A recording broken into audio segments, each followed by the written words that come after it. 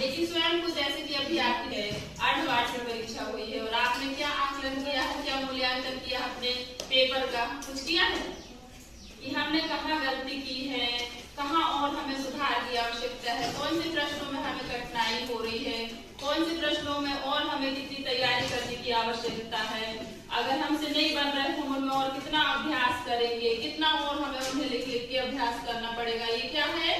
स्वजागरूकता। अगर हम ऐसा सोच रहे हैं, हमने अपने नंबर देखे, हमने अपना पेपर देखे और उसमें हमें और कितने सुधार की आवश्यकता है, यही स्वजागरूकता है। यदि आप ऐसा कर रहे हो तो आप जागरूक बच्चे हो, और यदि आप नहीं कर रहे हो, बस पेपर दे दिए, भूल गए, नंबर पता चल गया कि हमें तो इतने नंबर मिल गए, अब क्या करना है आगे, अब और क्या प्लानिंग करना वार्षिक परीक्षा के लिए, कुछ नहीं। तो ये क्या है?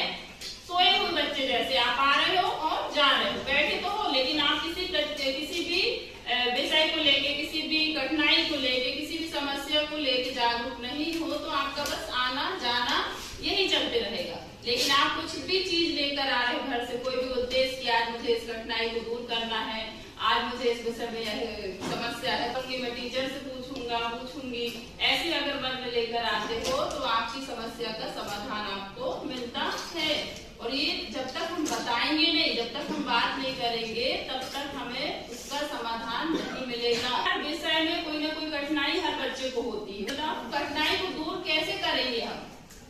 हर कठिनाई दूर हो सकती, हर समस्या दूर हो सकती, कोई समस्या बड़ी नहीं होती हमसे, हर समस्या हमसे छोटी है और हम ही उस समस्या को दूर कर सकते हैं। बट हमें बताना पड़ेगा और उस समस्या के बारे में हम विश्लेषण करेंगे, विस्तार से चर्चा करेंगे कि आखिर समस्या कहाँ हो रही, क्यों हो रही है, इसका क्या समाधान है, हम उसे निकालेंगे, तभी तो वो दूर होगी। और अगर हम उस पर फोकस ही नहीं कर रहे हैं तो है वो तो बनी रहेगी हमेशा, है कि नहीं? बताओ।